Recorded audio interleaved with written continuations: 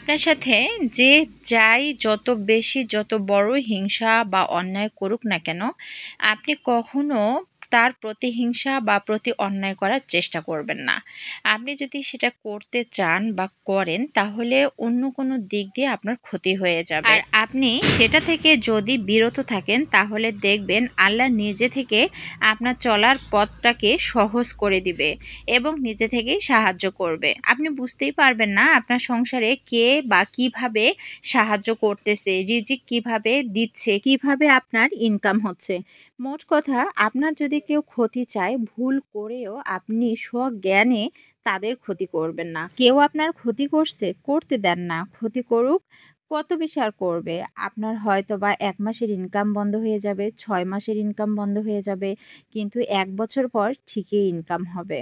যখন দেখবেন মানুষটির আপনি পাল্টা কোনো উত্তর বা পাল্টা কোনো ক্ষতি করছেন না, তখন সেই মানুষটি কিন্তু চিন্তা করবে যে, "কিরে, আমি যে এর এত বেশি ক্ষতি করলাম, আমাকে কিছুই বলল না, এর কারণটা কি?" তখন সে খোঁজার চেষ্টা করবে যে সে কিভাবে খাচ্ছে বা কিভাবে কি করতেছে। খুঁজতে এসে যখন দেখবে যে আপনি না ওই পথটা বাদ দিয়ে অন্য পথে হালাল রোজগারে আপনি খাচ্ছেন, তখন আর আপনার শত্রুতা সে করবে না।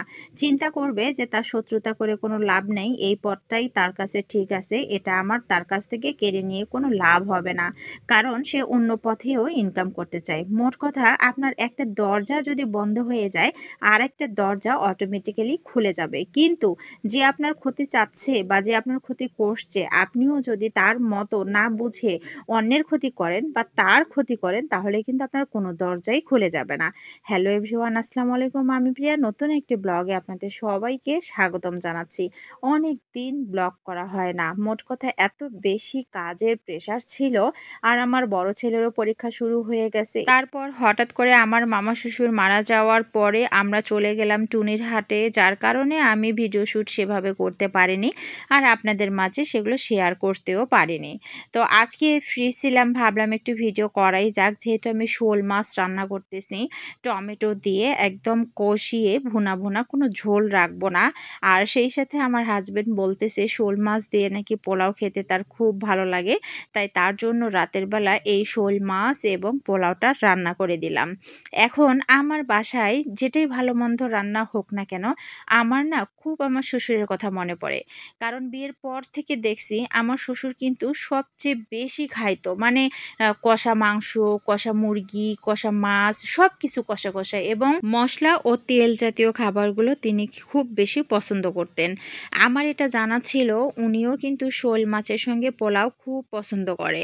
আমার শাশুড়ি বলছিল যখনই এই শোল মাছ রান্না করে না কেন, ঠিক তখনই পোলাও তার চাই।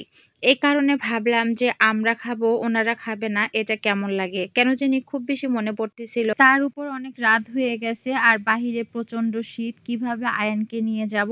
ভাবলাম যে আয়ানকে আর সাফওয়ান দুজনকে বাসার মধ্যে রেখে আমি আর সাফওয়ানের আব্বু দুজন মিলে মোটরসাইকেলে চলে যাই।